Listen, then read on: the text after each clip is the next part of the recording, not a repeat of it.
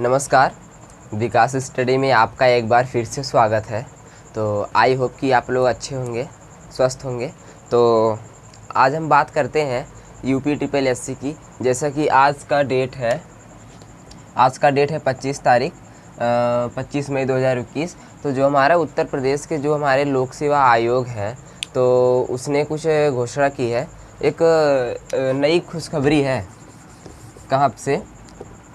जिनकी एज 18 से 40 के बीच है, वो क्या है? स्टूडेंट के लिए, ठीक है।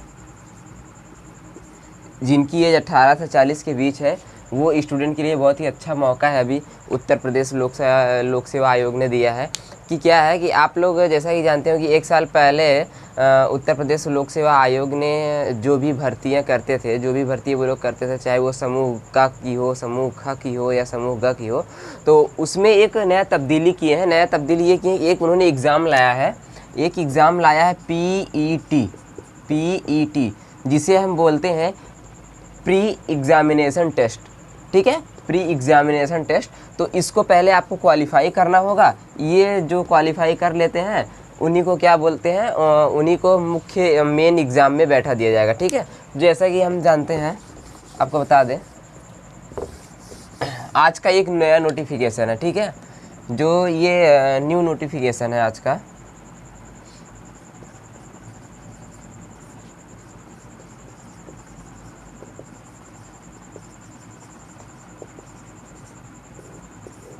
न्यू नोटिफिकेशन है जो कि आज के डेट में, ठीक। किसका? उत्तर प्रदेश का यूपी ट्रिपल एससी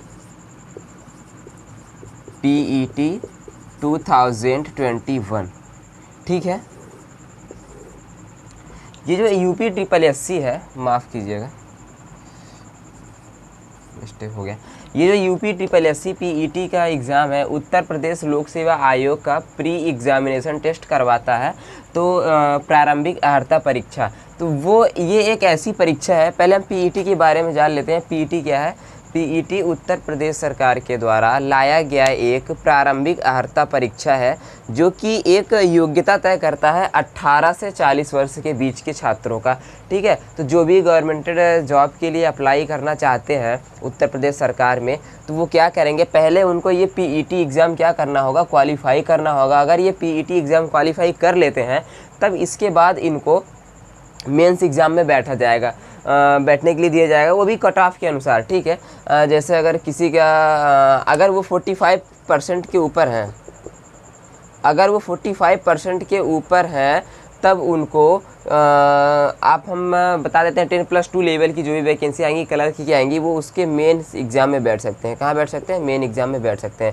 अगर ये 60% के एबव आता है इस पीईटी एग्ज़ाम में, अगर ये 60% के एबव मार्क्स लाते हैं, तब उनको समूह ग की जो भर्तियाँ हैं, जैसे लोअर पीसीएस हुआ और या सचिवालय हुआ, तो उनके मेंस एग्ज़ाम में इनको बैठने को दिया जाएगा, मौका दिया जाएगा, ठीक है। और ये पीईटी एग्ज़ाम जो भी क्वालिफाई होंगे ना, ये क्वालिफाई का जो वैधता होगा वो 1 ही साल माना जाएगा। 1 साल के बाद आपको पीईटी एग्ज़ाम जो है फिर से देना होगा, ठीक है। तो हम बात करते हैं इसके पीईटी के बारे में। पीईटी का सिलेबस क्या है हमारा, कैसे हम इसको क्वालिफाई कर सकते हैं, या क्या क्या रिक्वायर है इसके लिए, ठीक है। तो अभी हम बात कर लेते हैं इसके नॉर्मली नोटिफिकेशन का, ठीक है।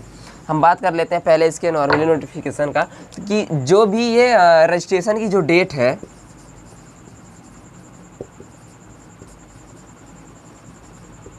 इसकी जो रजिस्ट्रेशन की डेट है वो स्टार्ट हो रहा है आज से यानी 25 मई 2021 से स्टार्ट होगा। और ये कब तक भरा जाएगा? ये भरा जाएगा 25 टू 21 जून 2021 तक। अब देखिए, आप इसका ऑनलाइन रजिस्ट्रेशन करा सकते हैं। आप अपने नज़दीकी साइबर कैफ़े या CSC केंद्र या जो भी डिजिटल केंद्र होते हैं, कंप्यूटर के साइबर कैफ़े वगैरह होते हैं, आप वहाँ से इसका रजिस्ट्रेशन करा सकते हैं। नहीं तो आप अपने मोबाइल फ़ोन में भी इसका रजिस्ट्रेशन कर सकते हैं। ठीक है, तो अभी हम बात करते हैं इसकी जो रजिस्ट्रेशन की डेट है वो स्टार्ट हो रही है आज से 25 मई 2021 से लेके 21 जून 2021 तक क्या है इसका टाइम है। ठीक है, और जो करेक्शन टाइम है मैं बता दूं 2 मतलब 21 जून से 28 जून तक।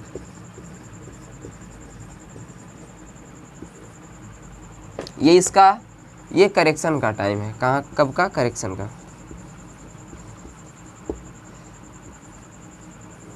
अब देखिए क्या है कि 25 आज दिनांक 25 तारीख से लेके 21 जून तक हम इसका रजिस्ट्रेशन कर सकते हैं। और अगर रजिस्ट्रेशन में कोई भी त्रुटियां हो जाती है, सपोज दैट आपका सिग्नेचर मिस हो जाता है, फ़ोटो मिस हो जाता है, ठीक है, कोई भी क्वालिफ़िकेशन मिस हो जाता है या मोबाइल नंबर मिस हो जाता है और ईमेल आईडी मिस हो जा रही, ठीक है, नेम की स्पेलिंग मिस हो जा रही, तो मतलब एनी करेक्शन, अगर कोई भी करेक्शन आपका रिक्वायर्ड ऐसा हो रहा है कि आपको करेक्शन की ज़रूरत है, तो वो जो करेक्शन की डेट होगी ना वो 21 जून से लेके 28 जून के बीच में, अर्थात 7 दिन तक वो करेक्शन का डेट करेक्शन का जो है अवधि चलेगा। तो उसके बीच आप अपने फॉर्म का क्या करा सकते हैं, करेक्शन करा सकते हैं। ठीक है, तो ये आज अब आप इसको भूलें ना, बहुत ही अच्छा मौका है, बहुत ही सुनहरा मौका है कि यहाँ पे 18 और एज क्या है 18 से लेके 40 वर्ष के बीच और न्यूनतम योग्यता इसकी क्या है मैं बता दूँ। अब इसकी न्यूनतम योग्यता क्या होगी, 18 से 40 वर्ष के बीच स्टूडेंट इसकी क्या करा सकते हैं, रजिस्ट्रेशन इसका करा सकते हैं। और अगर इनकी योग्यता की बात करें, देखिए न्यूनतम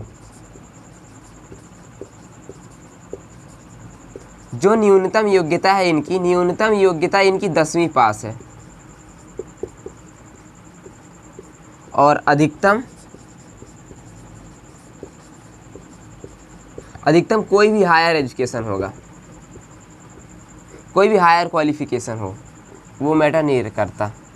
ठीक है, मैटर ये यहाँ पे कर रहा है, यहाँ पे ये मैटर करता है कि आप 10वीं पास होने आवश्यक हैं, मतलब 10वीं पास होना आवश्यक है और 18 वर्ष की आप उम्र पूरी कर ली है और 40 वर्ष के बीच में हो। 40 वर्ष के बीच में आप कितनी भी बड़ी क्वालिफिकेशन के साथ हो वो मैटर नहीं करता, बस मैटर यही करता है कि आप जो है कक्षा 10 पास हो और आपकी उम्र 18 साल हो चुकी हो। ठीक है, तो अब हम बात करते हैं इस पीईटी के बारे में। पीईटी जो है आपको कैसे,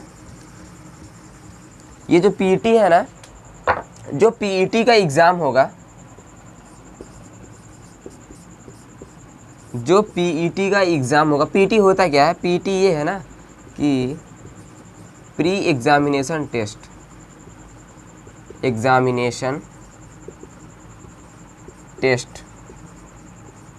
इसको प्रीलिमिनरी भी बोल सकते हैं। प्री एग्जामिनेशन टेस्ट मतलब प्रारंभिक अर्हता परीक्षा, हिंदी में बोलेंगे प्रारंभिक अर्हता परीक्षा। ठीक है, प्रारंभिक अर्हता परीक्षा। तो ये जो पीईटी है ना, पीईटी 100 मार्क्स का होगा। कितने मार्क्स का एग्ज़ाम होगा, ये आपका 100 मार्क्स का एग्ज़ाम होगा, 100 मार्क्स का। और क्वेश्चन कितने होंगे, 100 क्वेश्चन होंगे। ठीक है, 100 क्वेश्चन होंगे, 100 क्वेश्चन होंगे, 100 मार्क्स के होंगे।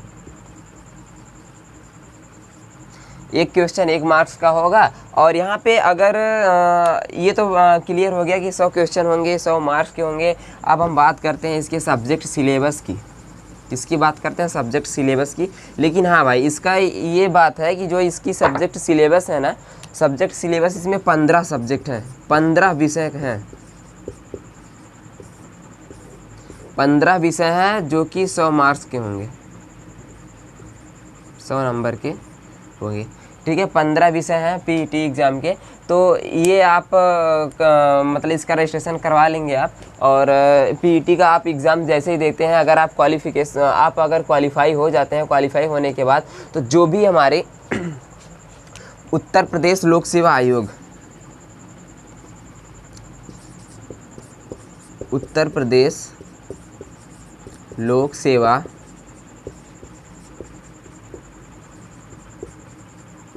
आयोग की भर्तियां,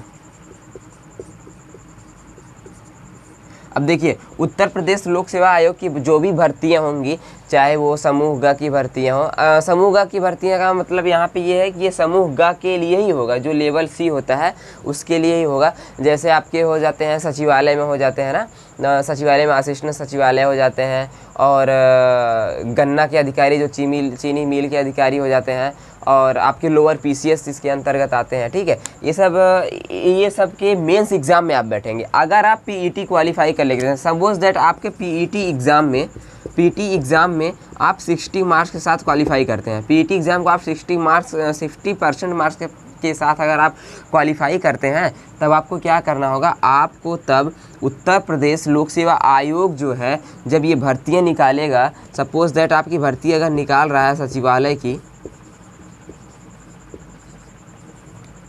जो रिव्यू ऑफिसर होते हैं सचिवालय की, जो भी भर्तियाँ निकाल रहा है, इसके आप मेंस एग्ज़ाम में बैठेंगे। सबसे इम्पॉर्टेंट बात ये है कि ये इसके आप मेंस एग्ज़ाम में बैठ सकते हैं। अगर आप पीईटी अच्छे नंबर से क्वालिफाई हैं, तब आप सचिवालय जैसे नौकरी में मान लीजिए आपका असिस्टेंट मतलब जो भी हो, वो असिस्टेंट आगे लगा रहेगा। क्या लगा रहेगा? असिस्टेंट आगे लगा रहेगा। ठीक है, तो उसके मेंस एग्ज़ाम में आप बैठ सकते हैं। तो कहने का मतलब यही है कि हम लोगों के लिए 18 से 40 वर्ष के स्टूडेंट के लिए बहुत ही अच्छा मौका है। ठीक है, तो आप इसको जाने ना दें, और लॉकडाउन में आप अध्ययन करते रहें।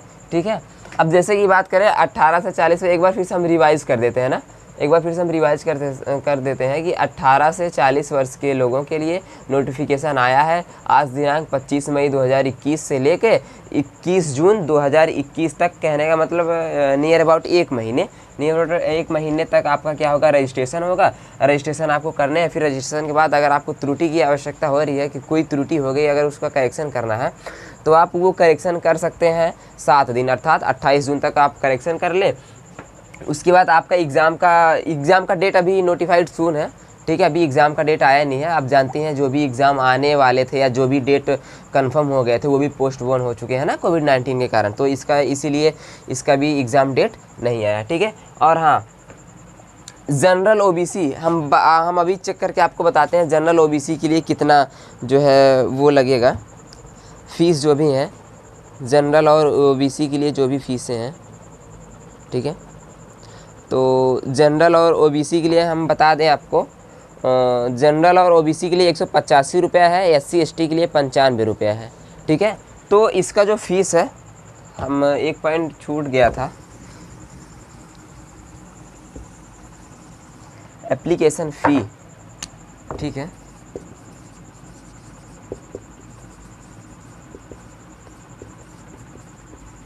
इसका जो एप्लीकेशन फ़ीस है जनरल और ओबीसी के लिए, जनरल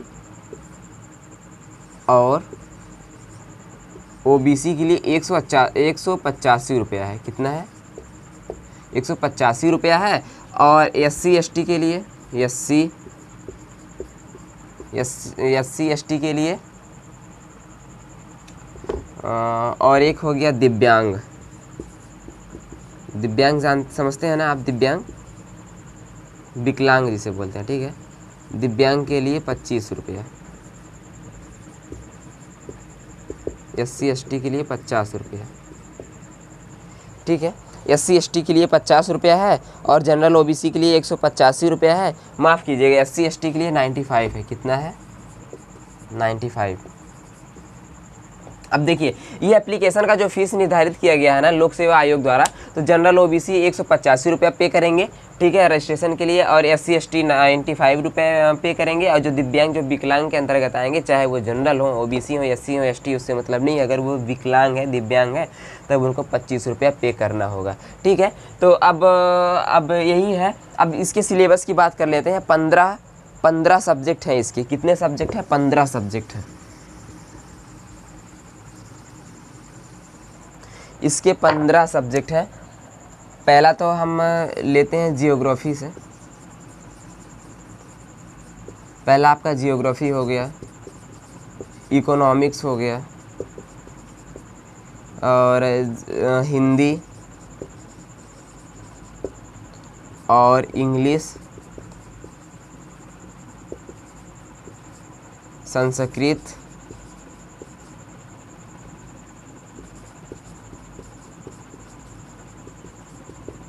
ठीक है। और पॉलिटी,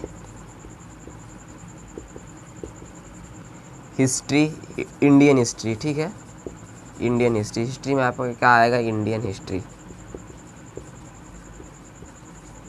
और कौन सब्जेक्ट छूट रहे हैं आपका, 1 2 3 4 5 6 7 सब्जेक्ट हो गए, अभी 7 सब्जेक्ट और ही हैं, हम आपको बता देते हैं। रीजनिंग है, करंट अफेयर है, ठीक है, रीजनिंग है और करंट अफेयर है,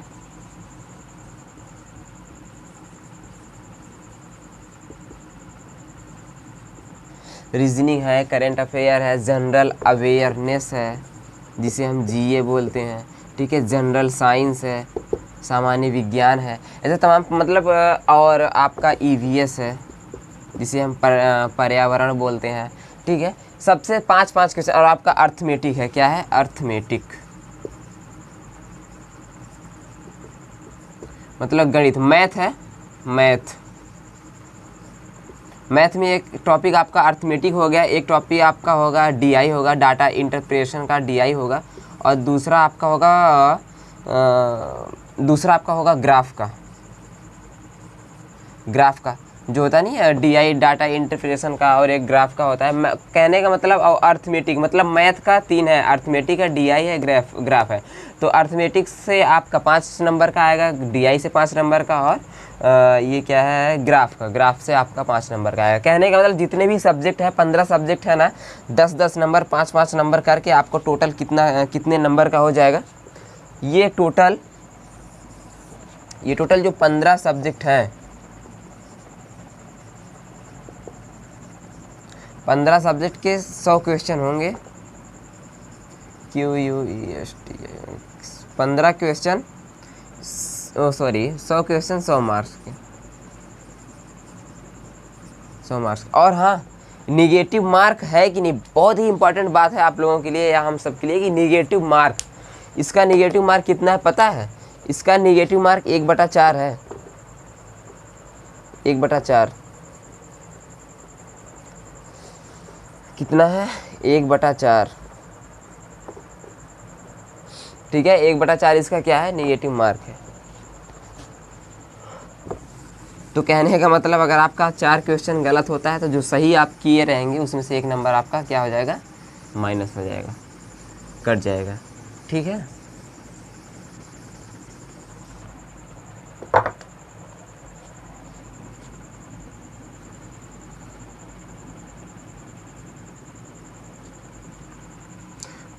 कितना हो जाएगा, 1/4 का है निगेटिव मार्क,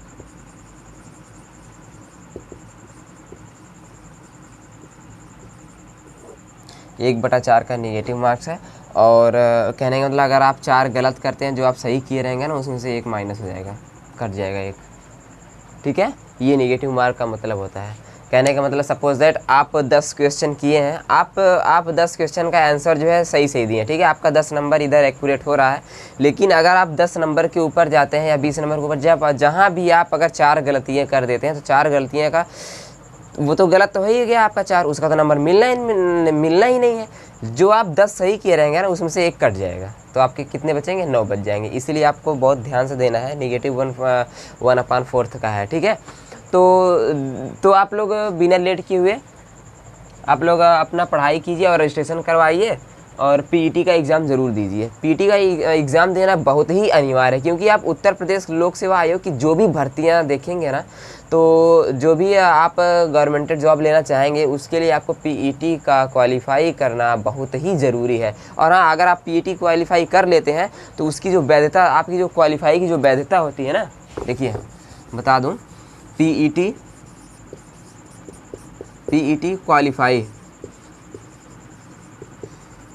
क्वालिफाई की जो वैलिडिटी होगी, वैलिडिटी कितने साल की होगी, 1 ईयर,